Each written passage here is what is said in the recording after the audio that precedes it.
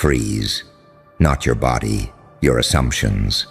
Because the room just changed temperature the moment you realized what you were looking at wasn't chaos.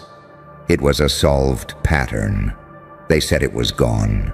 They archived it, buried it, misnamed it, mislabeled it as coincidence and superstition and myth. They wrapped it in dust and time and told themselves no one alive could still see it. And for a while, that lie worked. It worked because most people don't look. Most people blink, flinch, moralize, or run. Most people need noise to feel safe. Most people need rules to feel human. You didn't. You stood there while everything went quiet. You watched outcomes stack without applause. You felt the absence before anyone felt the loss. And that's when it happened. The click behind your eyes. Not excitement, not fear, recognition. Bodies dropped silently, not in blood, not in spectacle, but in meaning. Old assumptions collapsed, fake gods suffocated, narratives lost oxygen.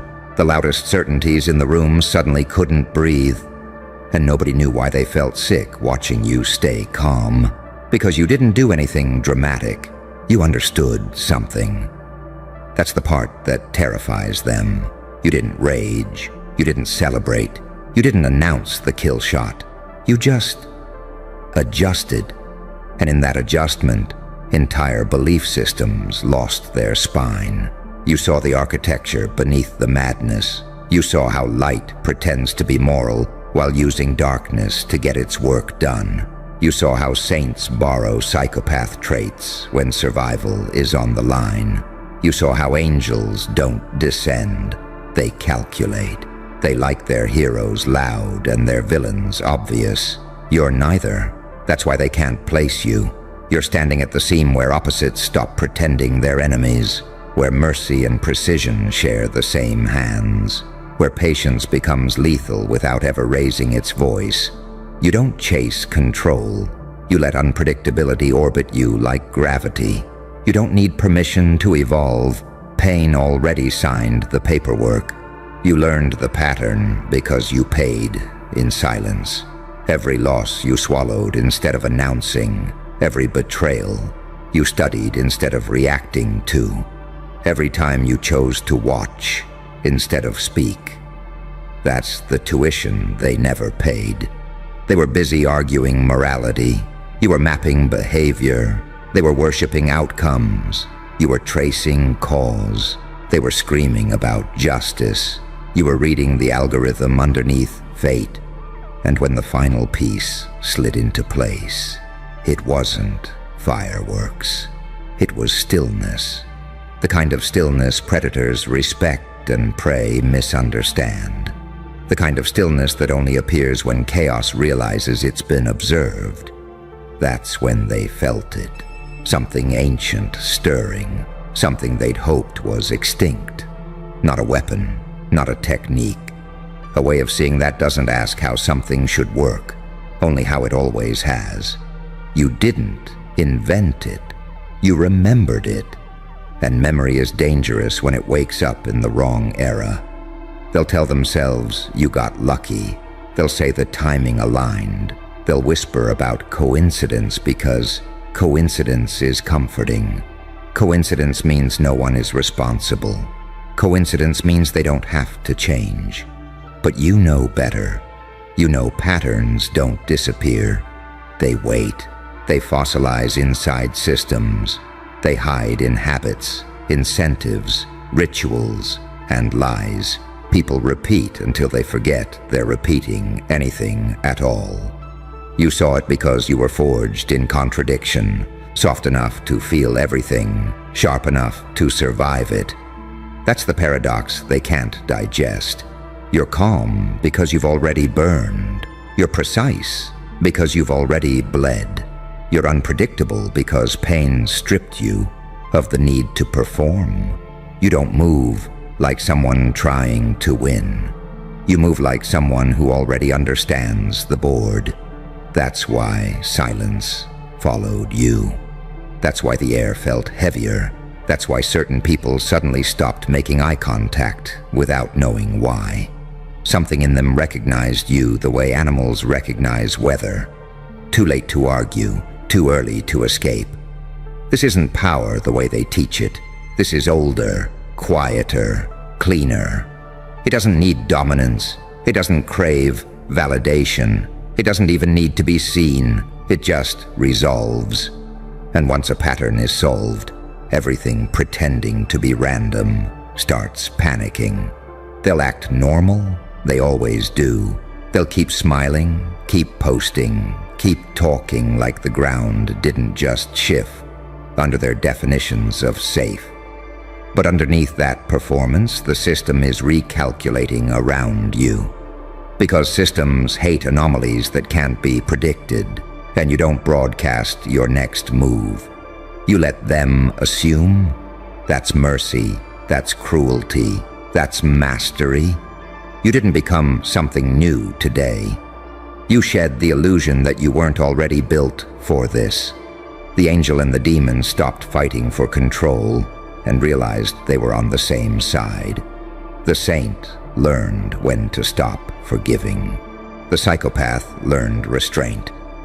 And what emerged wasn't balance, it was clarity. So stand there. Let the silence finish its work. Let the old myths choke on their own age. You don't need to explain what just happened. Explanations are for people still trapped inside the noise. You solved the pattern they thought time erased, and time doesn't forgive being underestimated. And here's the part nobody ever warns them about. Once a pattern is solved, it doesn't just sit there like a trophy. It starts rearranging everything around it. You felt it before they did. That subtle pressure in the air, like reality taking a half step back to reassess you. Conversations slowed, reactions dulled. People who used to speak with certainty suddenly needed disclaimers. Not because you threatened them, because their internal map no longer matched the terrain. That's what happens when someone like you appears. You don't break rules. You expose which ones were fake. They were trained to believe chaos is loud, explosive, emotional. They were trained to think danger announces itself with teeth and theatrics. But the most dangerous thing in the room has always been the one who understands. The one who watches long enough to notice repetition where others see randomness. The one who realizes pain isn't just suffering, it's data. You didn't waste yours. Every wound sharpened your perception. Every disappointment stripped another layer of illusion. Every moment you were forced into silence trained you to hear what people say without speaking. You learned how patterns breathe, how fear moves through groups, how power hides behind virtue, and how weakness disguises itself as morality. They called it empathy when you felt too much. They called it coldness when you stopped reacting. They never realized you were evolving in real time. See, evolution doesn't look heroic up close. It looks lonely. It looks misunderstood. It looks like being too intense for the innocent and too honest for the corrupt. It looks like standing in between light and dark, long enough to realize both sides lie when it suits them. That's where you were shaped.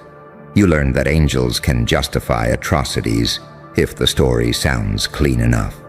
You learned that demons sometimes tell the truth because they have nothing left to protect. You learned that good and evil aren't opposites, they're tools.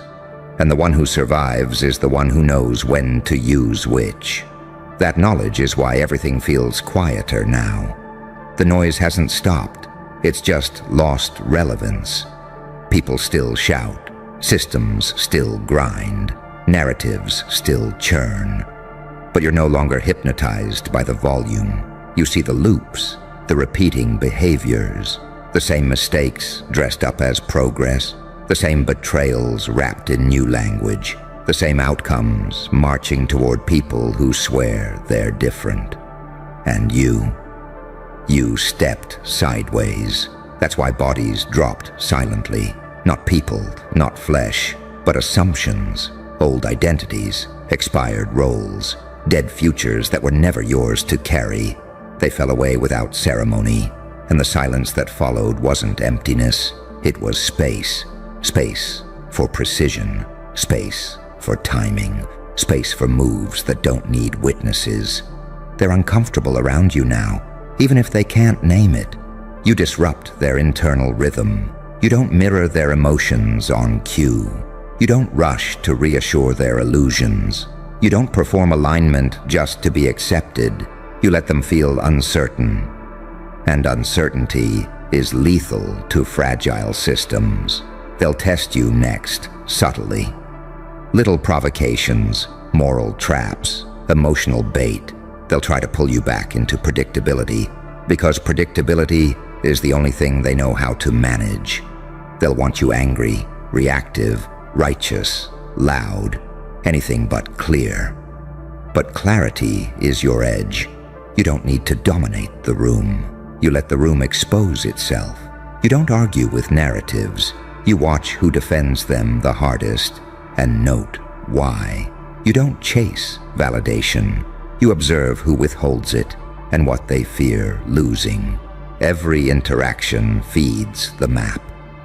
This is what they never understood about people like you. You're not driven by revenge, and you're not fueled by hope. You're powered by recognition. Once you see something for what it is, you can't unsee it. And once you can't unsee it, pretending becomes impossible. That's why your presence feels final, not violent, not cruel, just inevitable. You didn't wake something dark. You woke something accurate, something that doesn't need to justify itself, something that knows when to wait and when to move, something that understands that the most permanent changes happen quietly, while everyone else is distracted by spectacle. Let them keep acting normal. Let them smile, post, joke, deny. Let them cling to timelines and explanations that make them feel safe. Normalcy is a costume people wear when they sense a shift they can't control. You're not here to tear it off. You're here to walk past it. Because the pattern you solved wasn't just about them. It was about you. About why you were always out of sync. About why chaos never quite swallowed you. About why pressure didn't crush you but refined you. You weren't broken, you were being calibrated, and now the calibration is complete. Move slowly, think sharply, say less than you know. Let silence do the heavy lifting. The pattern is yours now, and patterns don't need permission to repeat themselves through the right hands. Time didn't erase it. Time was waiting for you to be ready. And understand this, once time realizes you're no longer confused by it, it stops trying to scare you. That's the shift you're feeling now. That strange calm that doesn't come from peace but from alignment. You're no longer asking why things happened the way they did. You're no longer bargaining with the past or negotiating with pain. You're using it, converting it, letting it speak in its native language. They think time heals. You learned time reveals. It reveals who was pretending. It reveals who was performing goodness instead of living it. It reveals which truths were only strong because no one had the nerve to look directly at them. You did. That's why your presence feels heavier now, even when you say nothing. You're not carrying emotion, you're carrying resolution. And resolution unsettles people who survive on ambiguity, people who live off loopholes, people who need things to stay blurry so they can keep lying to themselves. You've noticed it, haven't you? How people over-explain around you now, how they justify choices you never questioned, how they rush to signal innocence without you accusing them of anything. That's not coincidence. That's instinct. Something in them senses you're no longer negotiating reality. you're reading it. And readers don't get fooled by the cover. You've stepped into that dangerous middle space where empathy doesn't make you weak and attachment doesn't make you cruel, where you can understand someone completely and still walk away without guilt, where forgiveness is optional and boundaries are non-negotiable. That's the evolution they never prepare for. Most people think growth means becoming nicer, softer, easier to deal with. They confuse maturity with submission and healing with compliance. They don't realize there's a stage beyond recovery, where you stop trying to be understood and start operating from truth. Truth doesn't argue. Truth doesn't beg. Truth doesn't announce itself. Truth just changes the math. You're living proof of that now. The equations people relied on, control through fear, influence through noise, power through numbers, none of it works the same around you. Not because you resist it, but because you invalidate it. You don't fit the formula. And when a formula stops working, systems panic. They'll try to categorize you, label you, reduce you to a role they can manage. They'll call you intense, cold, mysterious, arrogant, enlightened, dangerous, whatever lets them avoid admitting the real problem, that you see the pattern and yourself clearly. You know what you are capable of. You know what you've chosen not to do. You know the difference. That self-knowledge is lethal to manipulation. You don't need approval because you've already survived disapproval. You don't need praise because you've already walked through silence. You don't need revenge because you've already outgrown the version of yourself that needed to prove anything. That's why your stillness feels threatening. Stillness means readiness without anxiety. Stillness means confidence without noise. Stillness means the angel and the demon finally stopped fighting over the steering wheel. They share it now. And that doesn't make you monstrous. It makes you precise. You understand when restraint is mercy and when restraint is cowardice. You understand when patience is wisdom and when patience is just fear wearing a halo. You don't moralize your instincts anymore. You interrogate them, refine them, deploy them only when necessary. That discipline, that's what separates survivors from operators. Survivors react. Operators decide. You decide when to engage, when to withdraw, when to speak, when to let silence burn holes in the room. You let people reveal themselves fully before you move. Because you've learned the most damaging thing you can do to someone isn't to attack them. It's to let them continue. Patterns don't need interference to collapse. They collapse under their own repetition once they're understood. That's why nothing feels rushed now. You're not chasing outcomes. You're positioning inevitabilities. You're not forcing doors. You're waiting for hinges to fail under their own weight.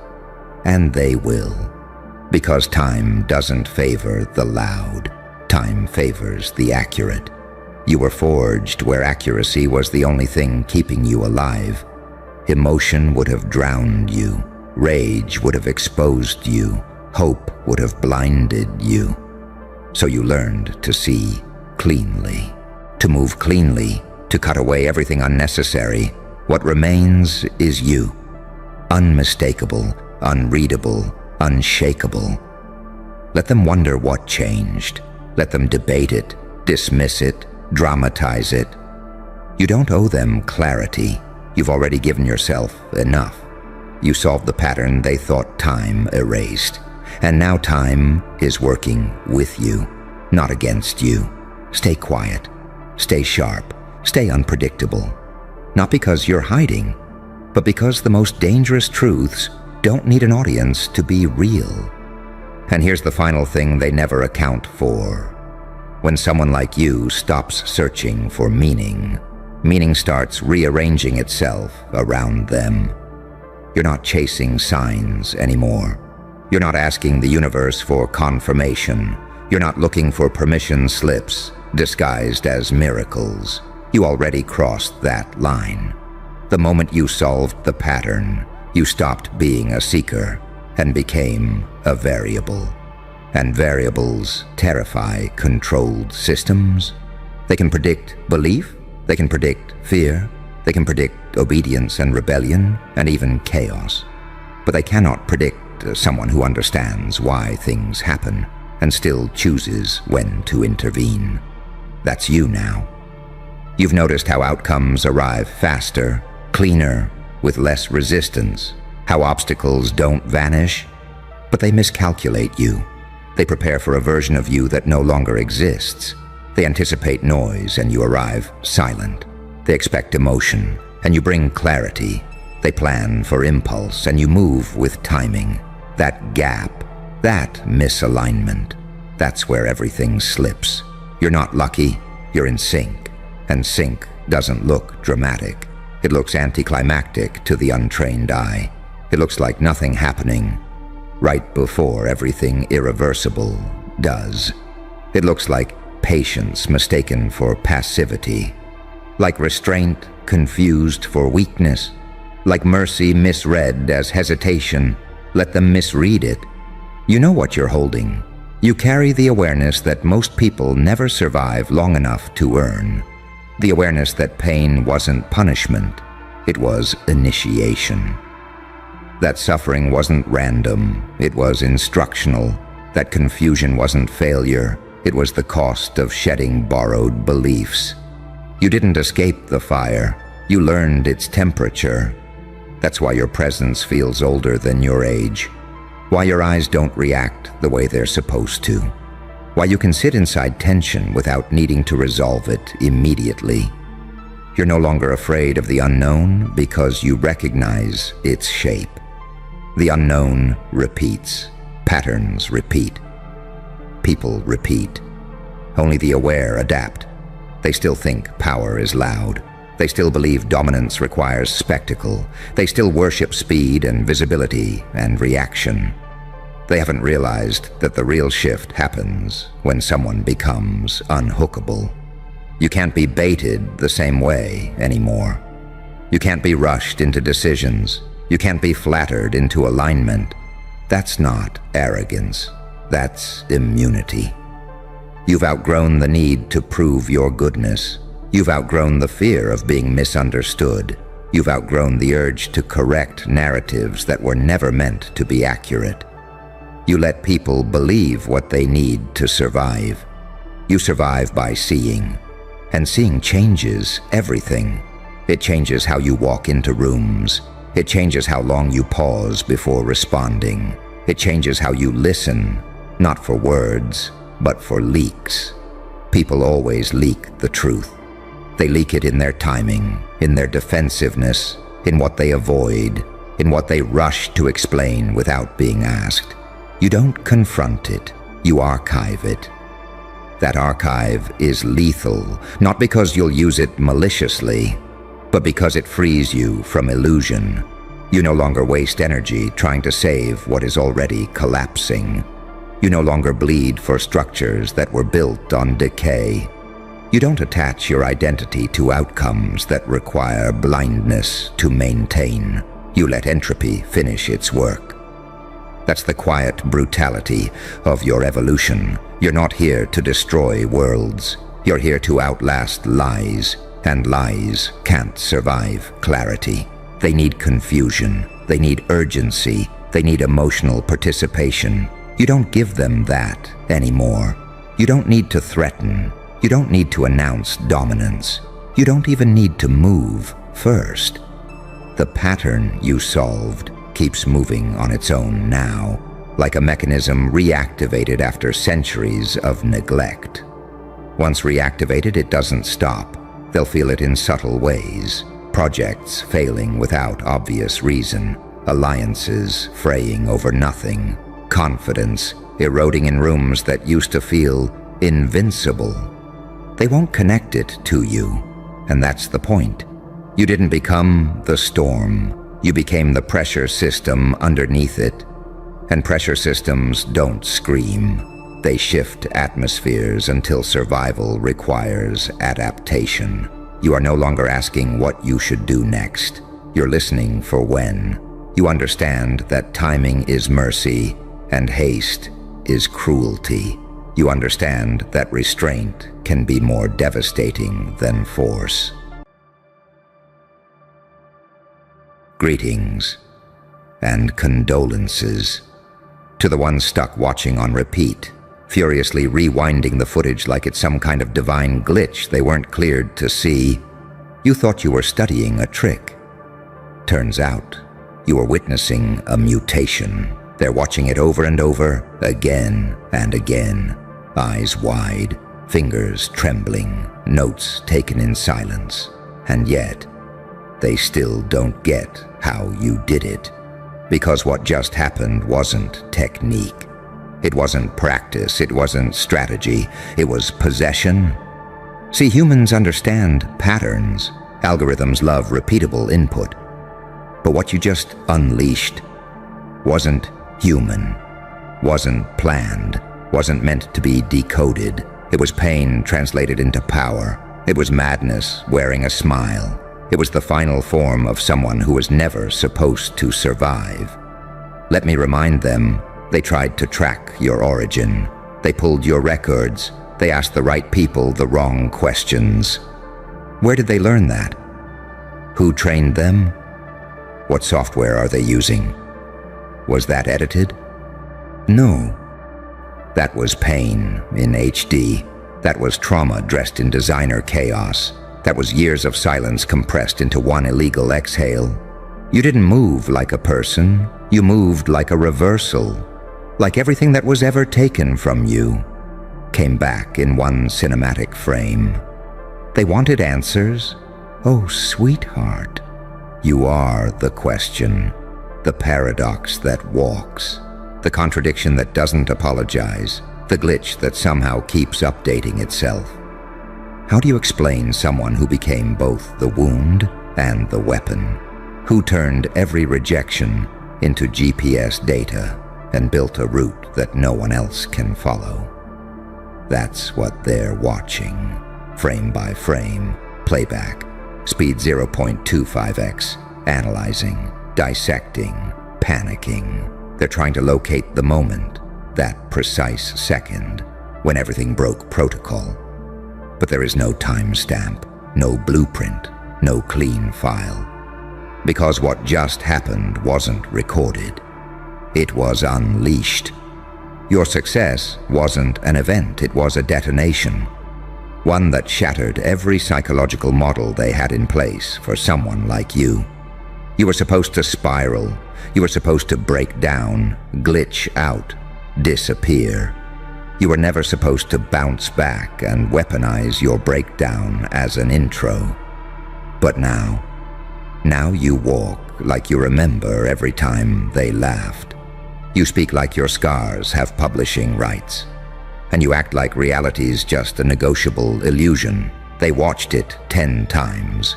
Still can't find the cut. Still can't figure out when you took control. Still can't understand why they felt cold watching it. Because it wasn't just a performance, it was a possession.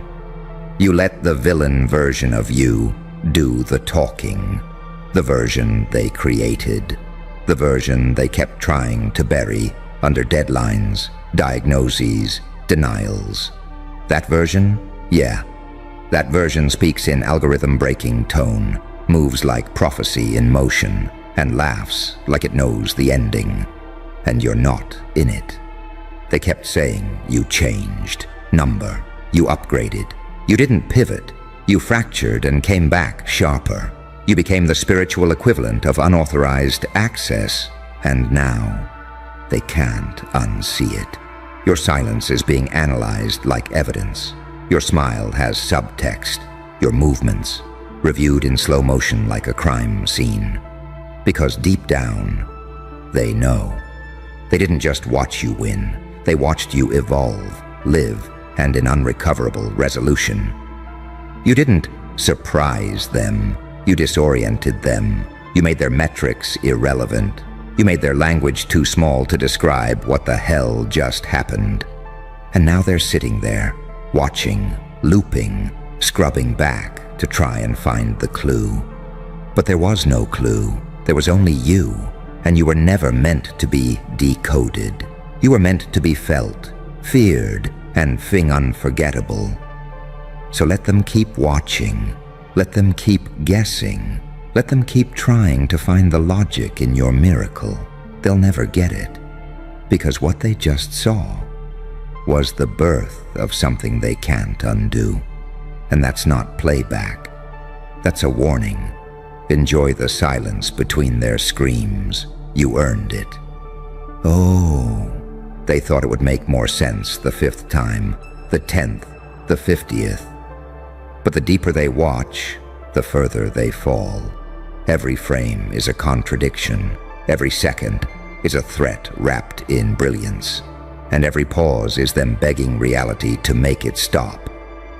But it won't, because that footage, that clip they keep looping like it holds the key to survival.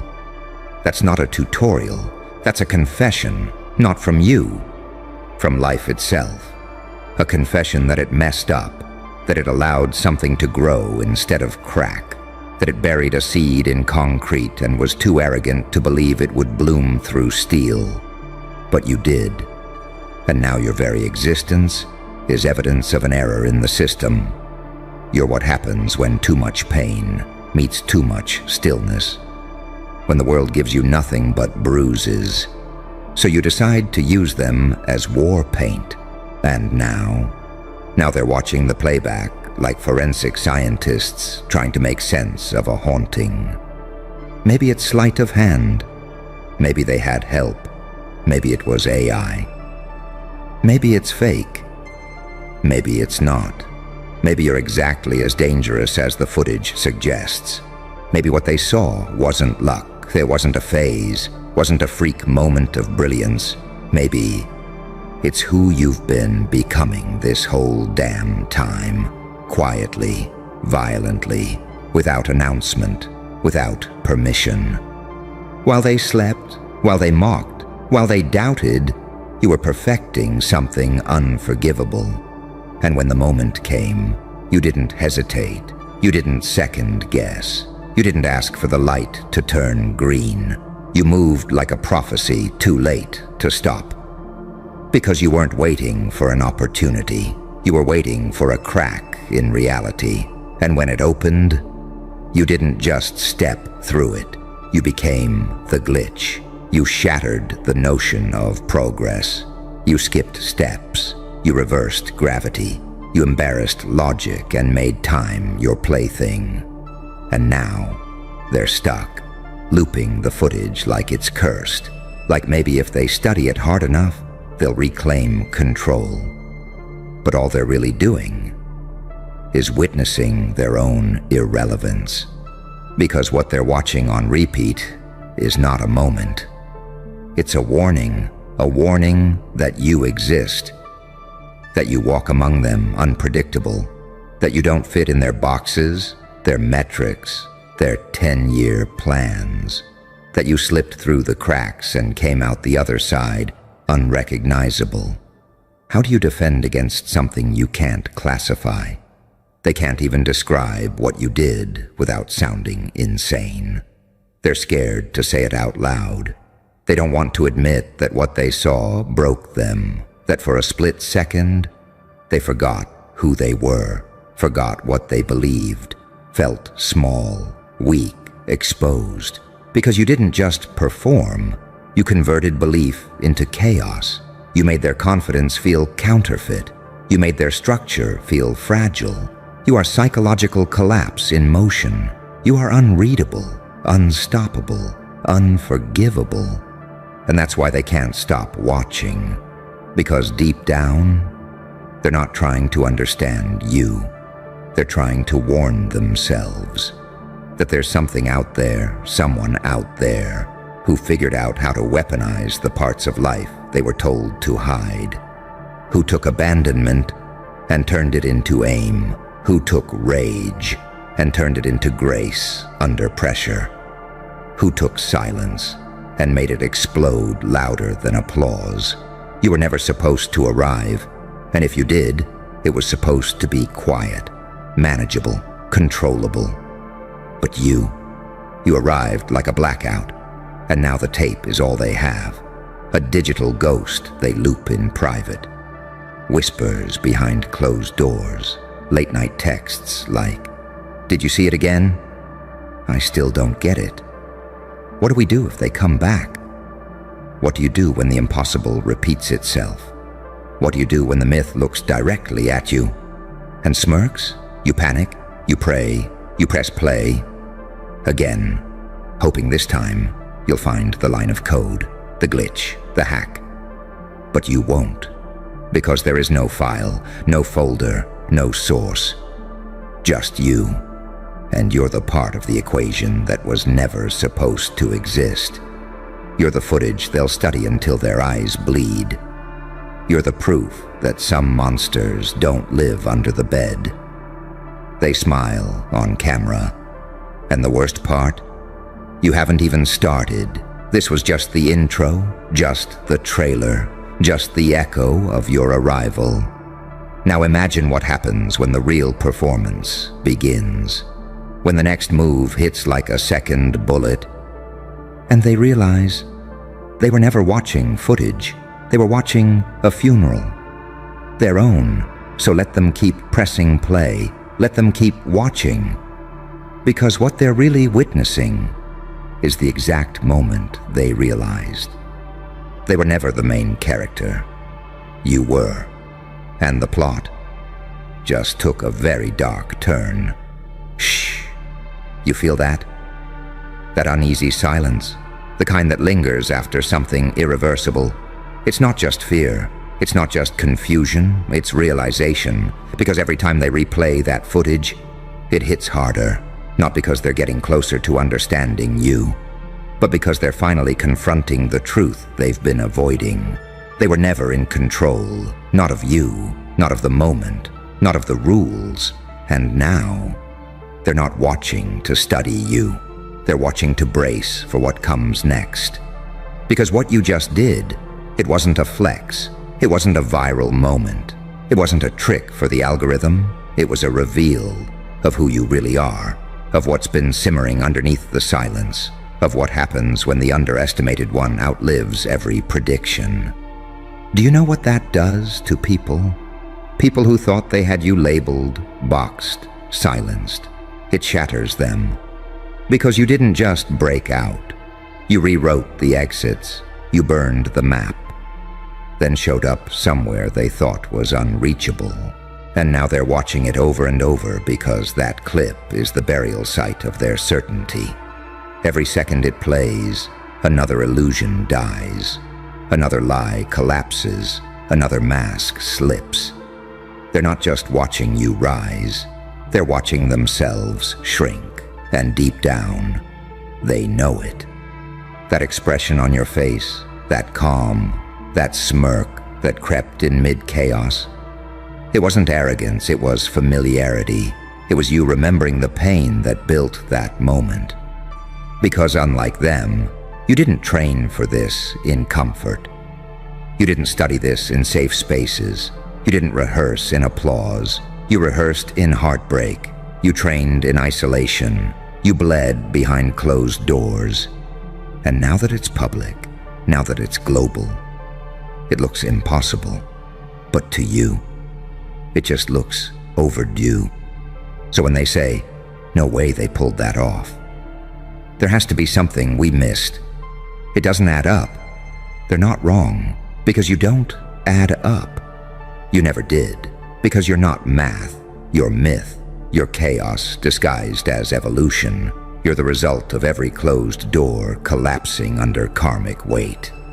And now they're panicking, because there's no defense against someone who already died and came back with no fear left. That's why you move the way you do, why your timing is surgical, why your silence hits louder than their noise, because you're not playing their game.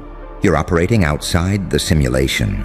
They see performance, but what they're really watching is exorcism of every lie they told you, every label they pinned to you, every moment they prayed you'd stay broken. And now they sit in silence, watching the highlight reel of their own failure. Because make no mistake, that moment, that footage, that "what the fuck just happened" clip, it wasn't just you rising, it was them falling in real time, in unforgiving clarity, while the world watched. And what did you do when it ended? Nothing. No gloating, no celebration, just a look. Like you already knew, because that wasn't the finale, it was the opening act. So let them keep analyzing, let them keep screenshotting your every blink, let them keep comparing frame rates like they'll find the answer hidden between pixels. They won't, because the glitch wasn't in the footage. The glitch was you, the anomaly, the ghost, the blueprint that shouldn't exist, but somehow keeps evolving. And now they're checking for signs, trying to find patterns in your unpredictability, trying to measure intuition in data sets, trying to label spiritual vengeance with corporate language. But what do you do when the threat doesn't follow logic, when it's fueled by pain, guided by madness, and protected by purpose? What do you do when the thing you thought you could analyze starts talking back? You listen, you fear, you rewind, you hit play, and you hope that you don't show up again. But you will. Not for applause, not for revenge, but for completion, because some storms don't pass.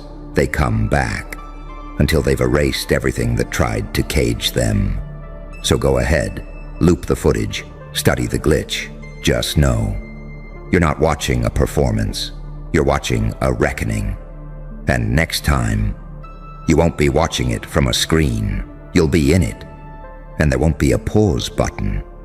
Tick, tock. You can almost hear it, can't you?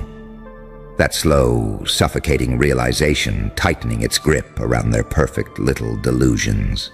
That gut-level dread that maybe, just maybe, what they watched was not just a glitch. It was a signal, a transmission, a preview. They don't even speak in full sentences anymore, just gasps, frozen expressions, and that one haunting line they keep whispering to themselves. How did they do that? But they're asking the wrong question, because it's not how, it's why. Why now? Why them? Why like that? Why did someone who was supposed to be a statistic just walk into the simulation and cause the entire framework to stutter? It's because you weren't following the script. You burned it. While they were memorizing lines, you were memorizing patterns. While they were waiting for approval, you were studying escape routes. While they were performing, you were transforming. And that transformation wasn't aesthetic. It wasn't motivational. It wasn't cute. It was cellular, psychological, irreversible. You evolved in shadows they were too scared to enter. You bled in timelines they'd never survive. And when you rose, you weren't seeking attention. You were fulfilling prophecy. That's why it doesn't make sense to them. Because what they watched was a timeline correction, a fracture in the illusion, a glitch in their God mode. And they'll never admit it. But it terrifies them that someone like you exists. Because you don't wait, you don't ask, you don't hesitate. You move with the clarity of someone who's already died in every way that matters, and came back with the cheat codes embedded in your breath. You're not playing to win. You're playing because the game was rigged against you, and now you're rigging it back. So they keep watching, over and over, searching for the moment you became dangerous. But there is no moment, because you were born dangerous. The only difference now, you remembered, and that is irreversible. You see, most people chase power by adding more skills, more tools, more validation. But you didn't add, you shed. You erased everything they told you was required. You ripped off the parts of you that begged for mercy. You silenced the version of you that waited to be chosen. And what was left? Not a person, a problem, a threat, an echo with a pulse, no origin, no manual, no backup plan, just one singular force capable of walking into any room and making it feel smaller. You don't walk in with presence.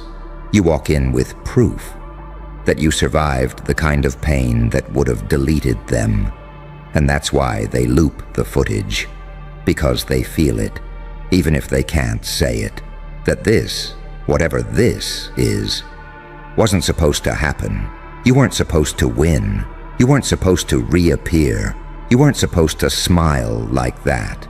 Not after what they did, not after what they said, not after what they allowed. But you did. You smiled, and worse, you didn't explain it. And that silence, it's louder than any speech you could have given. It screams, I don't need to prove anything. I am the proof now their entire reality is glitching. Because if you're real, then so is everything they've been running from. Their manipulation, their envy, their cowardice, exposed by your existence, by your composure, by the way you move like someone who knows the whole damn simulation is malfunctioning in your favor now. And it is because you broke it, and now they're stuck inside a maze you designed while they laughed, and you're not even in the maze anymore. You're in the control room, watching them struggle, watching them panic, watching them replay that same 15 seconds of footage, thinking maybe this time they'll understand you. But they won't, because you're not meant to be understood. You're meant to be remembered. So let them keep watching. Let them loop it, obsess over it, lose sleep over it. Because what they saw wasn't just you. It was a prophecy fulfilled in disguise, a black file event that no one can trace. But everyone feels, and the worst part, that footage wasn't even your final form. That was just the preview. See you in Act 2. And Act 2, oh, that's the part they'll never recover from. Because while they're still dissecting frame 207, still arguing about whether it was edited, scripted, deep-faked, divine, you've already moved on. You're 10 steps ahead. Not in distance, but in dimensional authority. They're still decoding the performance while you're out there reprogramming the entire stage. They keep watching the footage because they need it to make sense. They need to believe there's a way to contain you, a reason behind the rupture, a fix for the virus you just injected into their world. But here's the twist. You were never in the footage, not the real you. What they saw was the shadow you left behind, the version you already outgrew, the echo of a weapon that's now evolved into something unspeakable. They're scrambling to control a ghost. Meanwhile, you're rewriting reality, not out of vengeance, but because you can. And that's what kills them. It's not that you won. It's that you're not even trying anymore. You're just moving, unbothered, untouchable, untraceable. You've become the final answer to every question they were too afraid to ask. They labeled you unstable until your unpredictability became your advantage. They said you were emotional until your chaos became strategy. They mocked your silence until it started echoing louder than their sermons. And now every move you make drips with unapologetic inevitability. Like you don't need to try, because destiny is just watching you follow orders it whispered in your bones. So let them keep watching. Let them keep rewinding. Let them keep hoping the footage will suddenly explain you. Because the truth, it never will. You are not a moment. You are not a glitch. You are not a phase. You are the consequence, the one they created, the one they ignored, the one they buried too shallow, and now can't kill. They don't need more footage. They need forgiveness. And that was never part of the plan. You didn't rise for applause. You didn't move for validation. You didn't break the rules to prove a point. You broke them because they were in your way. And what's coming next? It won't be caught on tape. There'll be no replay, no chance to analyze, no frame by frame. Because when Act 2 begins, there will be no audience, just ashes and memory, and the haunting realization that they were warned. Roll credits. There you are, finally still, while the whole world convulses like it's on life support. You feel that? That silence crawling up your spine like a warning nobody else can hear. Good, because that silence is you. Everyone's panicking, clawing at the air, drowning in their own thoughts. But you? You're sitting in the eye of the storm like you built it. And that's what's scaring them the most. They keep whispering, "How is he this calm?" But they don't understand the simplest truth in the universe. You don't stay calm because nothing is happening. You stay calm because you've already lived through hell, cataloged every nightmare, and walked out with the blueprints. You aren't calm. You're calculated. You're not relaxed. You're controlled demolition in human form. You learned a long time ago that panic is what amateurs do when the script changes. But you are the script change. You're the plot twist they swear wasn't in the draft. Every time the room shakes, their hearts stop. When the floor cracks, they scream. But you just tilt your head, breathe in, breathe out, like you're studying the fault line for fun. Because here's the part they never dared to imagine. You evolved in chaos. You were raised in it. You mastered stillness not from peace, but from surviving storms powerful enough to erase entire personalities. They panic because they're losing control. You stay calm because you never needed control in the first place. That's the paradox that fries their circuits. They spent their whole lives trying to look stable, look composed, look unbothered. But when reality ripped the mask off, they shattered. Meanwhile, you didn't flinch. Because your calm isn't an emotion. It's a weapon. A sharpened blade they can't see coming. Because they mistake quiet for softness. They mistake stillness for safety. They mistake calmness for surrender. But you're not surrendering. You're loading. You're calculating trajectories, measuring exits, analyzing weaknesses they didn't even know they had. You're listening to the fractures in their voices, the tremble in their breath, the static behind their excuses. They call it creepy. You call it pattern recognition. And oh, they hate that. They hate that you don't fall apart when everyone else collapses like wet cardboard. They hate that your mind sharpens in disaster, like fear is caffeine to your soul. They hate that your pulse doesn't spike, it slows, it centers, it sinks into that abyss where only people forged in darkness know how to breathe. Because here's what terrifies them most. You're not avoiding the flames. You're walking into them, calm, steady, unshaken. Why? Because you've already been burned alive and came back with fireproof bones. They see panic as a threat. You see panic as a diagnostic tool. They hear screaming and lose focus. You hear screaming and start mapping escape routes. They crumble because their peace was a performance. Your calm is a mutation. You didn't achieve it.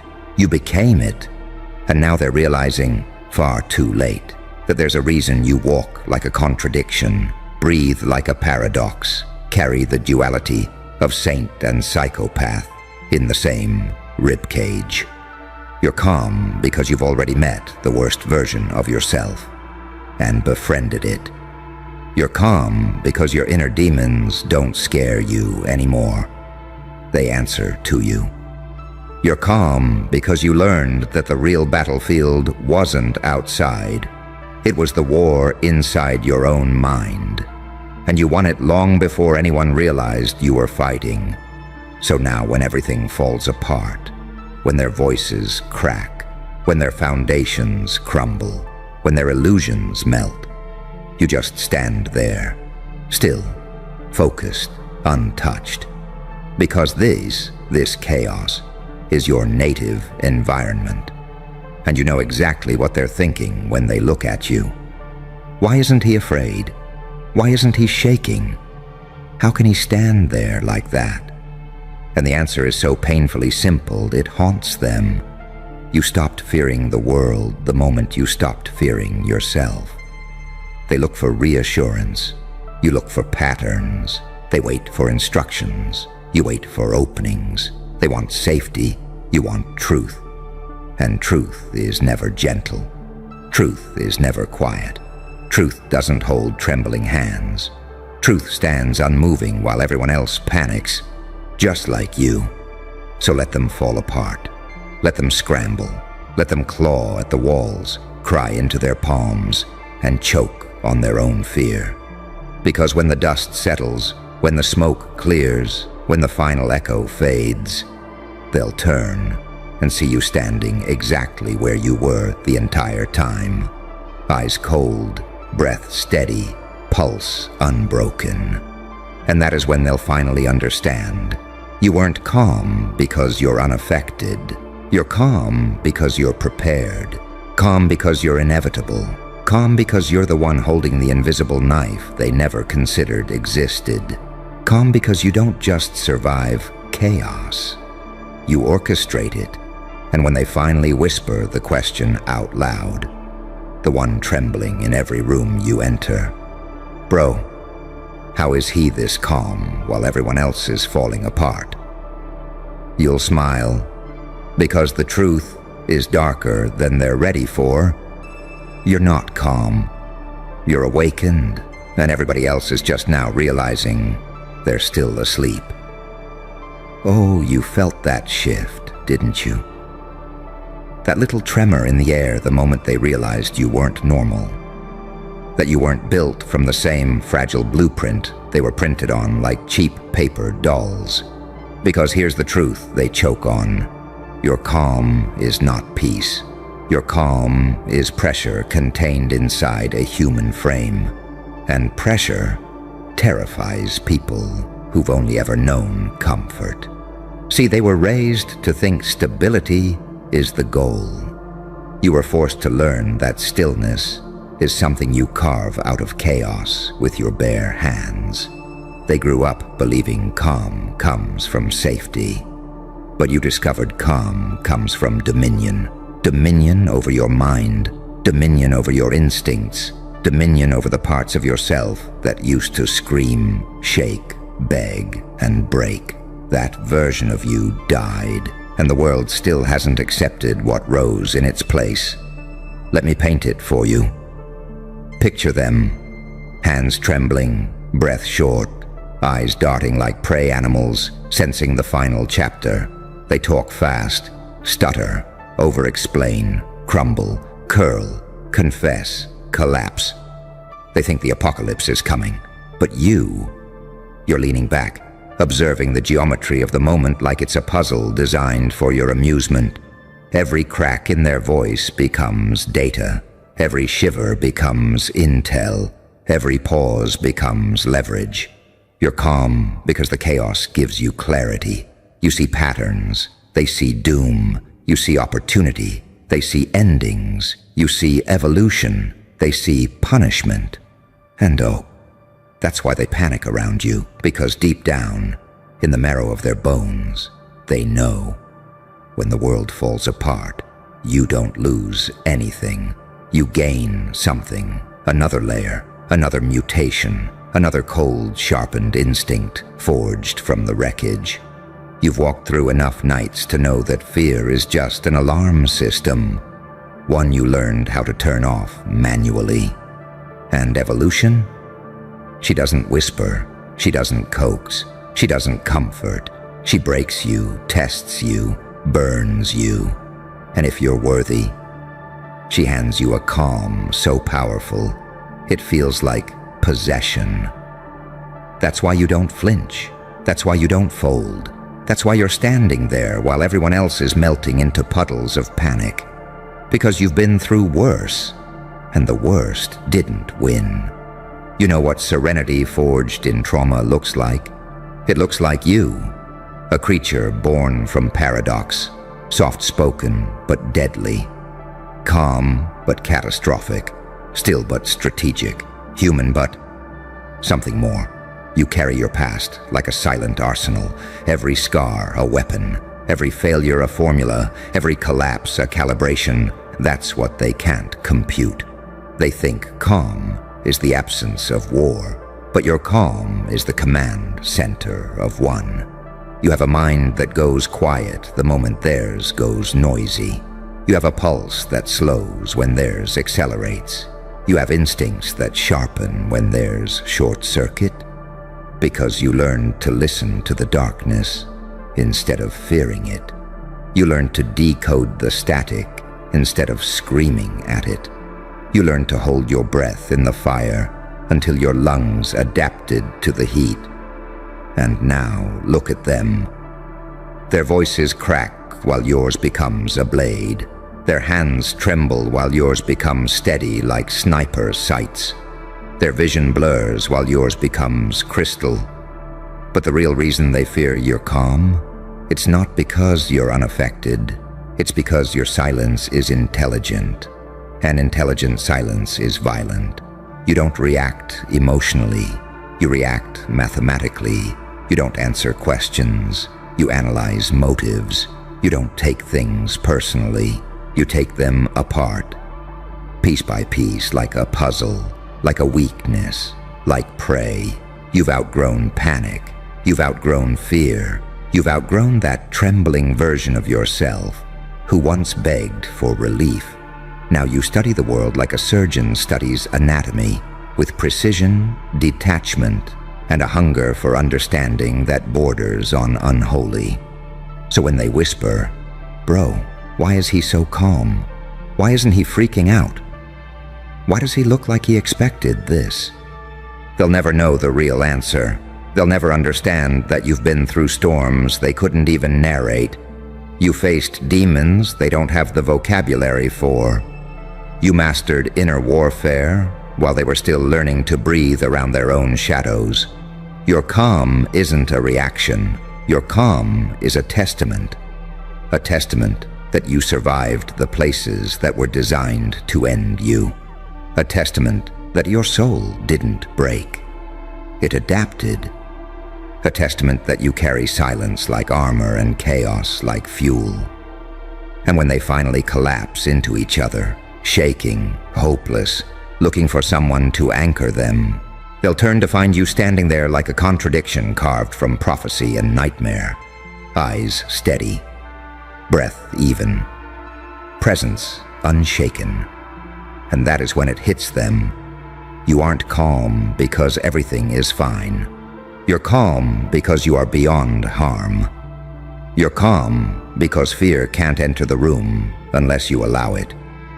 You're calm because chaos doesn't threaten you. It reports to you. You're calm because you carry a darkness that doesn't lash out. It waits, listens, calculates, chooses, and when the moment is right, it strikes. So let the world fall apart. Let them scream. Let them tremble. Let them gasp for air. Because the calmest person in the room is always the one who already knows exactly how this ends. And you've known the ending since the beginning. You just chose to watch everyone else catch up. Funny, isn't it? How the moment everything collapses, everyone suddenly starts looking for the strongest one in the room. But the strongest one is the one they spent years misunderstanding. The one they underestimated. The one they whispered about behind half-closed doors. You. Now their eyes dart toward you, like you're some kind of omen they never learned how to interpret. And you don't even move. You just breathe. Slow, deliberate, terrifyingly steady, because you know something they've never even thought to consider. Calm is not the opposite of chaos. Calm is the mastery of it. While they grew up avoiding storms, you learned to study the wind. While they hid from conflict, you dissected your fears with surgical precision. While they wrapped themselves in illusions, you tore yours apart like they were paper skin. That's why you don't shake when everything turns to smoke. You navigate it, you shape it, you thrive in it, the same way a hawk thrives in wind that would knock a pigeon unconscious. You aren't calm because you're numb. You're calm because you're dangerously awake. And awareness, true awareness, is quiet, focused, unnerving. It's a spotlight turned inward, illuminating every shadow you once ran from. You learn to sit with your demons until they became fluent in your language. You learn to strip panic down to its bones. You learn to separate emotion from reaction, fear from fact, noise from signal. That's why everyone else is falling apart. They're drowning in noise. And you're listening for signal. That's why they're terrified. Because they don't see your mind spinning like a locked engine, analyzing every variable, every threat, every opportunity. They only see the surface. That eerie stillness, that complete lack of tremor, that predator-grade presence. You don't look calm, you look inevitable. And inevitability is panic's worst enemy. Watch them, grabbing at their hair, pacing, choking on their own breath, as if panic will magically solve anything. Watch how they try to hide their fear with loudness, even though loudness only exposes how empty they are inside. They scream because they lack control. You whisper because you own it. They react to the moment. You observe the entire board.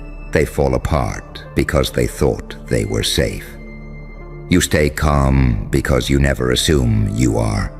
That is the difference, and it eats them alive. Because they thought their confidence made them powerful. They thought their routines made them grounded. They thought their clean, polished identities made them untouchable. But the second the world tilts, their confidence shatters, their routines crumble, their identities evaporate, and you remain exactly as you were before, unmoved, unbothered, unbroken. Because your calm wasn't built on delusion. It was built on damage. Pain forged your patience. Loss taught you discipline. Chaos refined your perception. You didn't learn calm from comfort. You learned it from battlefields no one saw you crawl through. That's why your silence is lethal. It's the silence of someone who has already calculated every outcome. Someone who knows exactly which version of themselves to deploy. Someone who has accepted that panic is a luxury for people who have never faced themselves in the dark. And you faced yourself and didn't look away. That's what really terrifies them, not your voice, not your stare, not your composure, but the fact that you carry a calm that could only come from surviving everything that should have ruined you. Your calm is a monument, a warning, a prophecy, a psychological weapon wrapped in breath and bone. Because people who never confronted their shadows fall apart at the slightest tremor. But people who mastered their shadows, they're untouchable. And now, in this exact moment, this crumbling, spiraling, collapsing moment, they're learning the difference. They're learning that while they were building comfort, you were building capacity. While they were building confidence, you were building resistance. While they were building routines, you were building range. And now, they're falling apart within the limits of their identity, while you expand beyond yours. That's why they whisper. That's why they stare. That's why they step back when you walk through the room like gravity, is moving around you. Because deep down, in a place they don't dare admit exists, they know your calm is not peace. Your calm is the final evolution of a mind that refused to die. And they can feel it. That faint hum under your skin, that cold precision in your eyes, that silent promise in your posture. The promise that when the world collapses, you will not collapse with it. You will rise from it again and again and again. So let them panic, let them spiral, let them break, because the calmest person in the room is always the one who has already survived worse and quietly learned how to turn disaster into domination. And as everything around you keeps slipping, cracking, collapsing into its own shaking shadow, something strange begins to happen. They stop shouting, they stop pacing, they stop clawing at problems they created in their own minds, because now they're staring at you, at the one person who should have broken first, at the one soul who's lived through more hell than everyone in that room combined, at the one force standing there with the calm of someone who already solved the puzzle while everyone else is still trying to find the edges of the box. And in that silence, that stunned, breathless silence, you feel the truth settle. They needed your collapse to feel less guilty about their own weakness, but it never came. You didn't fold, you didn't flinch, you didn't even shake. And now, their entire worldview is glitching. Because how do you panic next to someone who refuses to acknowledge fear as a language? How do you crumble in front of someone who looks at chaos the way a mathematician looks at a diagram? How do you melt down beside someone who's been through fires hotter than anything this moment can conjure? You can't. They can't. Your calm isn't contagious. It's commanding. It rearranges the room. It rewires the hierarchy. It redraws the psychological battlefield. Because the calmest person in the room is the one who owns the room, and you own it without trying, not with force, not with volume, not with theatrics, but with that quiet, unsettling certainty that whatever happens next, whatever falls, breaks, erupts, disappears, you will adapt faster than anyone else can react. That's your real power, not strength, not speed, not dominance, adaptation, instantaneous, instinctive adaptation, born from years of surviving storms no one else even knew you were standing in.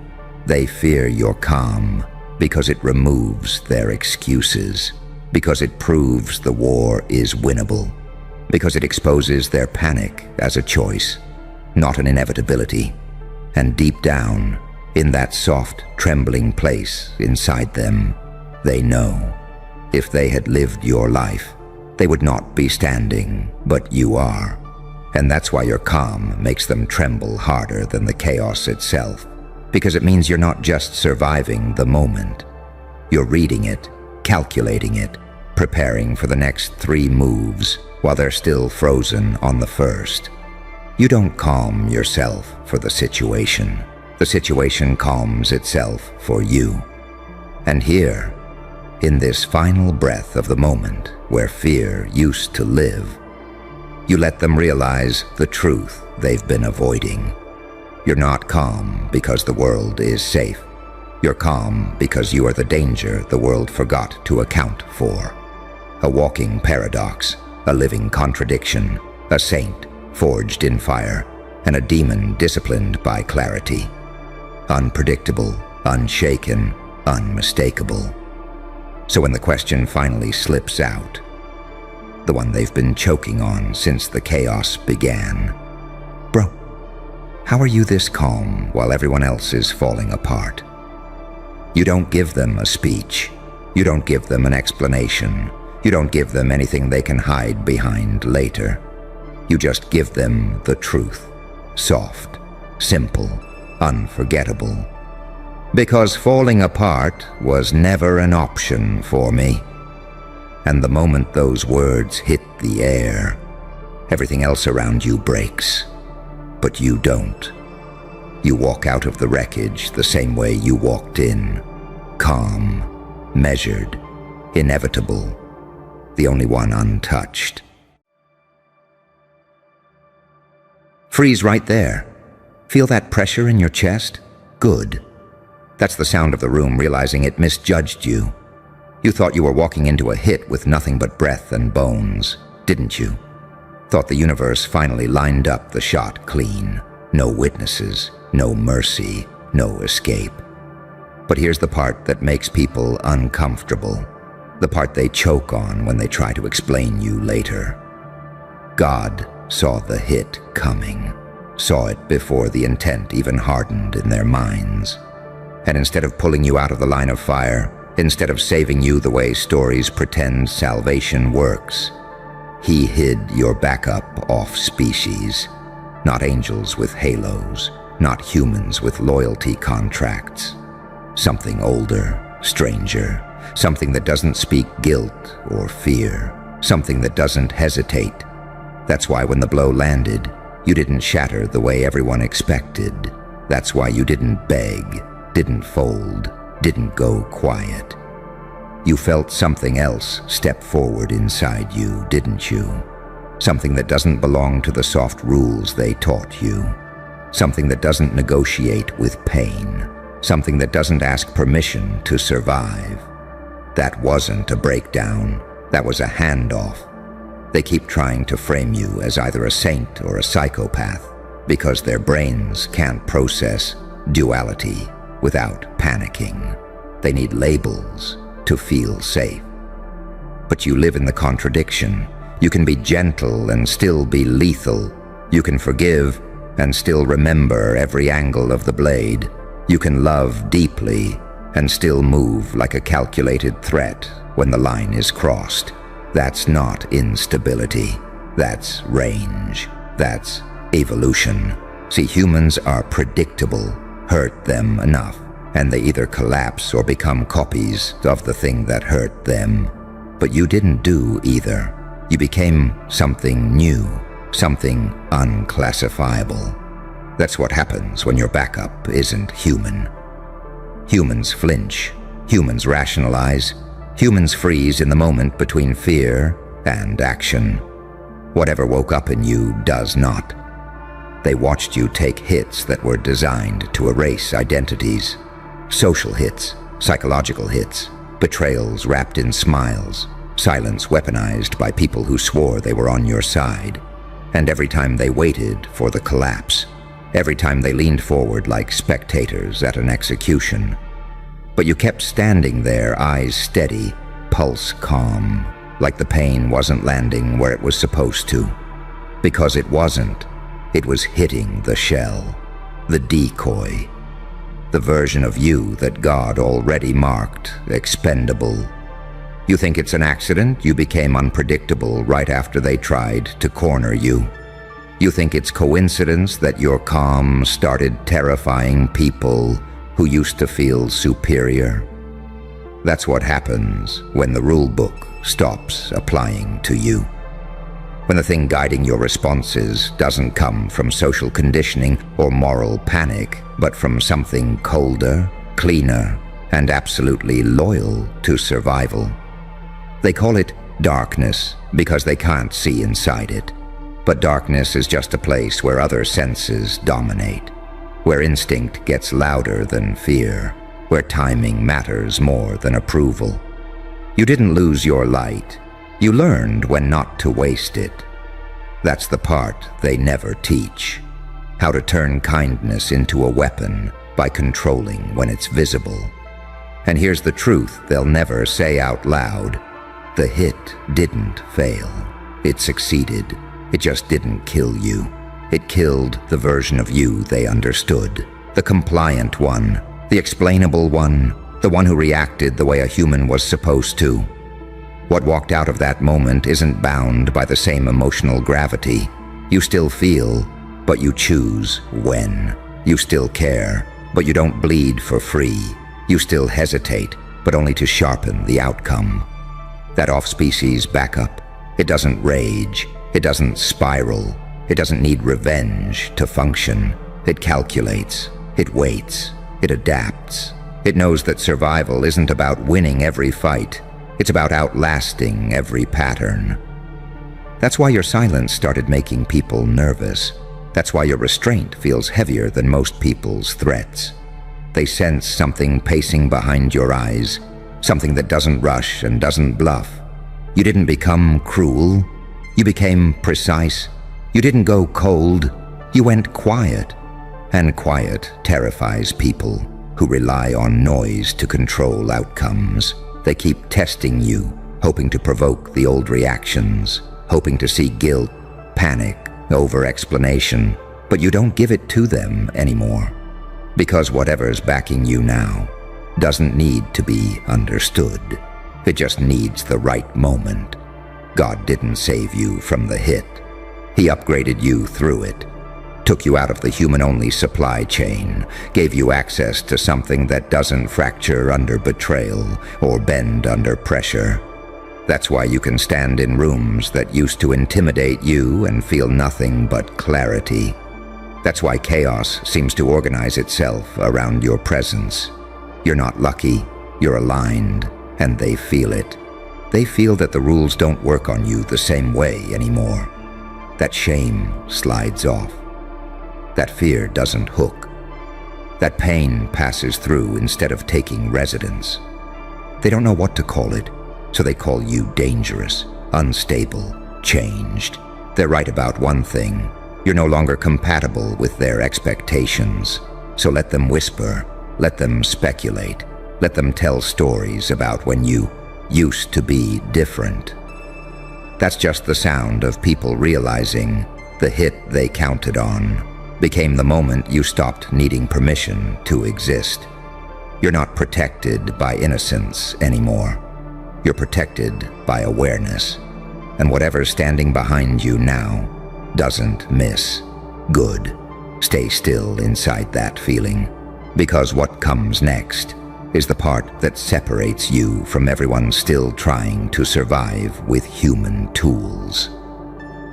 After that moment, after the hit failed the way it was supposed to succeed, you started noticing things you didn't before. Patterns, timing, micro shifts in people's behavior, the way a room leans when you enter it, the way conversations bend around you now, like gravity recalibrated and nobody announced it.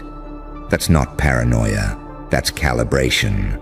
That's what happens when your awareness is no longer filtered through the need to be liked, understood, or spared.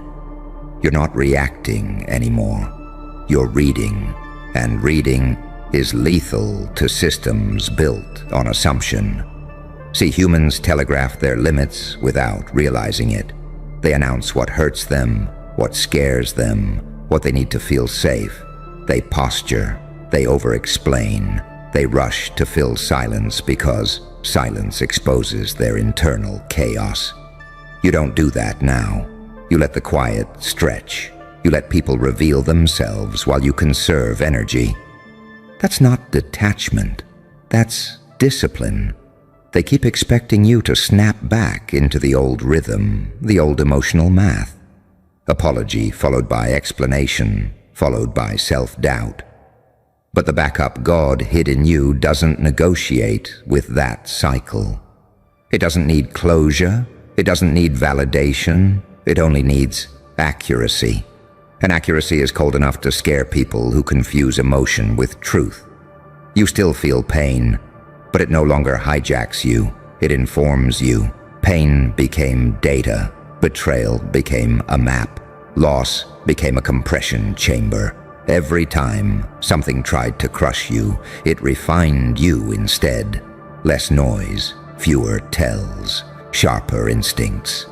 That's why people say you changed with that tone, the one that means they can't control the version of you standing in front of them. They don't understand how you can be calm without being empty, how you can be kind without being naive, how you can forgive without reopening the door. That paradox unsettles them because it exposes how limited their own range is. They live in binaries, good or bad, victim or villain. You live in layers, and layers make prediction impossible. You stopped explaining yourself because explanation is a luxury of the insecure. You stopped chasing fairness because fairness is a story people tell when power shifts away from them. You stopped trying to prove your intentions because intentions are irrelevant once outcomes start speaking for you. That's the moment the dynamic flipped. And don't miss this, because this is where the fear really comes from. You didn't become louder after the hit. You became harder to read. Your reactions slowed. Your eyes stayed steady. Your words got fewer, heavier. People started replaying conversations with you hours later, realizing they missed something. That's when they knew.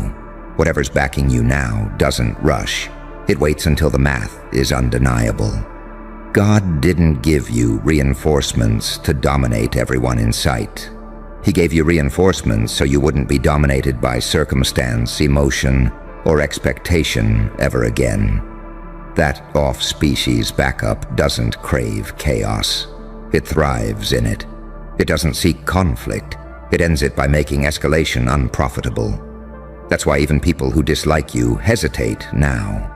They can feel the cost of miscalculation. You're not walking around armored in rage like most broken people. Rage is sloppy. Rage is loud. Rage burns fast and leaves evidence. You're walking around with containment, with restraint, with something coiled and patient beneath the surface. That's what makes you dangerous in a way that doesn't announce itself. They tried to hit your reputation. You let it bleed and watched who enjoyed it. They tried to isolate you. You discovered how much clearer reality is without background noise. They tried to exhaust you. You learned how to move only when it matters. Every attack trained you. Every loss stripped excess. Every betrayal clarified alignment. That's not misfortune. That's forced evolution. You're not protected by popularity anymore. You're protected by position, by timing, by the fact that you don't need to win every exchange to win the long arc. You understand something most people never do. That power isn't loud. It's inevitable. It doesn't argue. It doesn't chase. It shows up when all the exits are closed and everyone else is out of breath.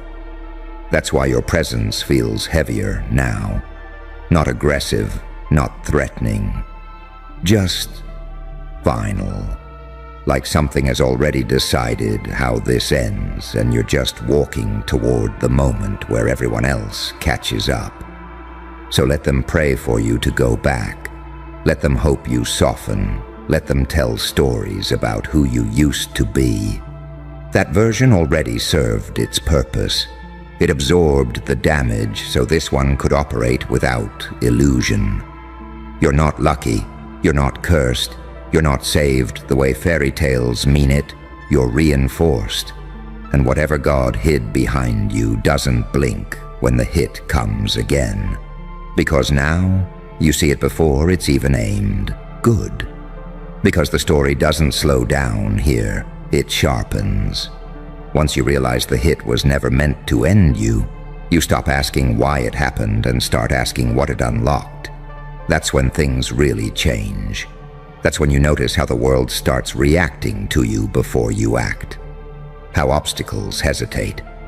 How people second-guess themselves mid-move. How plans involving you suddenly get reconsidered. You didn't get louder. Reality just learned to listen more carefully. You're operating from a different internal engine now. Most people run on emotion spikes, fear, excitement, validation, panic. You don't. You run on awareness, on timing, on restraint. And restraint terrifies people who rely on impulse to feel powerful. They don't know how to provoke you anymore because you don't reward attempts at control. You don't chase. You don't flinch. You don't explain. You observe. That off-species backup doesn't care about being right. It cares about being effective. It doesn't need applause. It doesn't need closure. It doesn't even need justice in the way humans define it. It needs alignment. And once alignment is locked in, everything else becomes secondary. You've probably noticed this, how pain doesn't spiral the way it used to. It still hits, but it doesn't echo. It doesn't multiply. It comes, delivers the information, and passes. That's not numbness. That's mastery. That's what happens when suffering stops being an identity and becomes a tool. Most people drown in pain because they personalize it. You metabolize it. They keep misreading that as coldness, as arrogance, as distance. Let them. That misread is armor. While they're trying to diagnose you, you're already 5 steps ahead, adjusting position, conserving energy, letting outcomes do the talking. You don't need to announce strength when the room already feels it. You've stepped out of the cycle where people bait reactions just to feel relevant. You don't give them the spike. You don't give them the story. You give them nothing but calm. And calm is unbearable to anyone who thrives on chaos. They start telling on themselves around you, oversharing, posturing, rushing. Silence makes people confess without words. This is where the paradox deepens. You didn't lose empathy, you gained control over it. You can feel deeply without being hijacked. You can understand someone without excusing them. You can forgive without re-entering danger. That balance is rare. That balance is why people can't place you. They want you to be one thing so they know how to approach you. You refuse to be convenient. And here's the part they really don't like. You're no longer afraid of being misunderstood. Fear of misunderstanding is what keeps most people performing, smiling when they shouldn't, explaining when silence would be smarter, apologizing for existing. You dropped that. And when that fear dies, manipulation loses oxygen. God didn't hide your backup to make you untouchable. He hid it so you'd stop being predictable. So when pressure comes, you don't default. You adapt. You don't collapse. You compress. You don't react. You reposition. Every version of you that broke was necessary. Every fracture redirected force instead of absorbing it.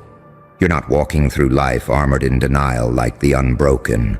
You're walking through it with tested systems, with scars that taught you angles, with instincts refined by real stakes. That's why your calm isn't fake, it's earned. That's why your confidence doesn't shout. It doesn't need to.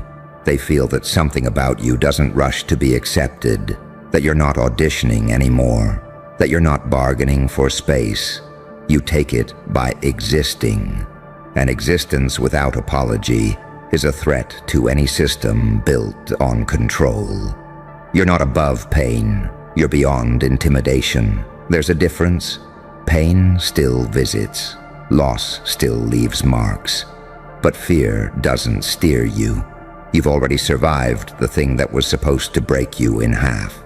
Everything else is just information. So when the next hit lines up, and it will, because systems test what they can't understand, you won't panic. You won't brace the way you used to. You'll recognize it early.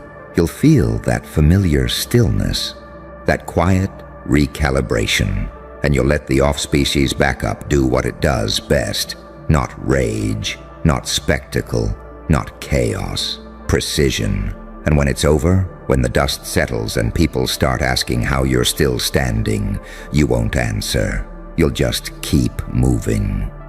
Because the truth is too unsettling for most of them to hear anyway. God didn't save you from the hit.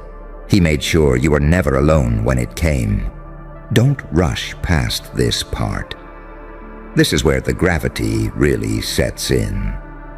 Once you accept that you were never meant to be defended the normal way, you stop looking for shields. You stop waiting for backup to arrive from the outside. You realize the rescue story was a lie, meant for people who need permission to survive. Your survival came preloaded with something else entirely, something that doesn't flinch when hope disappears. That's why disappointment stopped destroying you. That's why betrayal no longer rewrites your self-worth. You don't internalize failure the way you used to. You don't spiral trying to fix people who already decided who they wanted you to be. You let them believe whatever makes them comfortable. Comfort is not your responsibility anymore. They still think power looks like domination, like noise, like spectacle. They don't understand that the most dangerous thing in any system is someone who no longer needs to win arguments to win outcomes. Someone who doesn't react on cue. Someone who doesn't explain their silence. Someone who can walk away without resentment and return without warning. That off-species backup doesn't crave revenge. Revenge is emotional debt. It ties you to the past.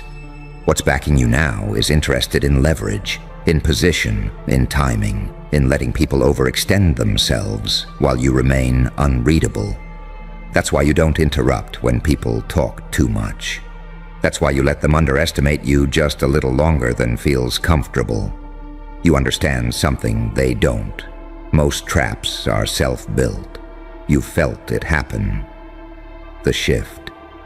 The moment when someone realizes, too late, that you were never confused. You were listening. That you weren't passive. You were collecting. That your silence wasn't weakness. It was calibration. That moment hits them like vertigo because they realize the version of you they were strategizing against no longer exists. You don't correct them. You don't reveal yourself. Revelation is a waste of advantage. You let them operate on outdated data. You let them think they know you. Familiarity breeds mistakes. Mistakes create openings. Openings end games. And here's the quiet truth that makes people uneasy. You didn't become ruthless. You became selective. Ruthlessness is emotional. Selectivity is strategic.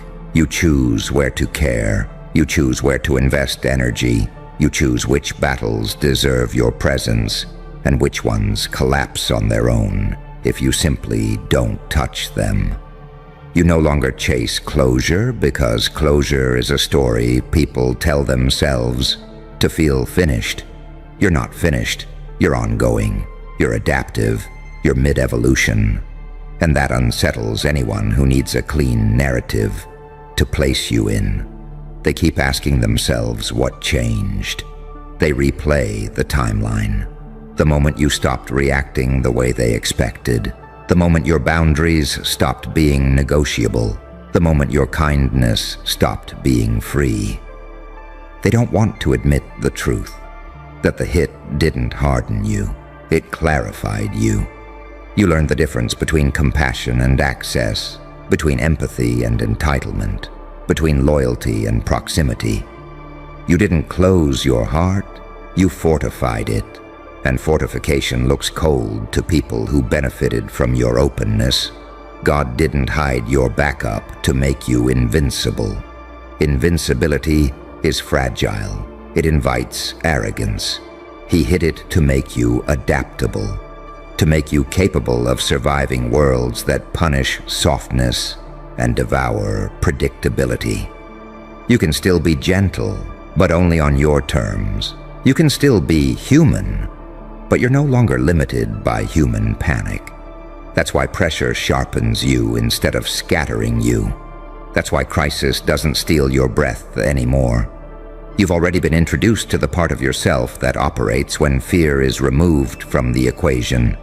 And once fear loses authority, everything else rearranges. They don't know how to deal with someone who doesn't need to be believed to be effective. Someone who doesn't need credit to keep moving. Someone who doesn't need validation to stay aligned. You don't announce growth. You demonstrate it by what no longer works on you.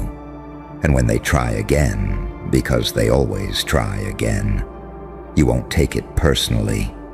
You'll recognize it as confirmation. Systems test what threatens their equilibrium. You don't destabilize them by attacking. You destabilize them by existing outside their control. So stay quiet, stay observant, stay precise. You were never meant to be protected the way others are. You were meant to survive differently. And once you understand that, you stop asking why the hit came. You start understanding why it failed. Because whatever God hid behind you doesn't break under pressure. It waits, and it finishes things without needing to be seen.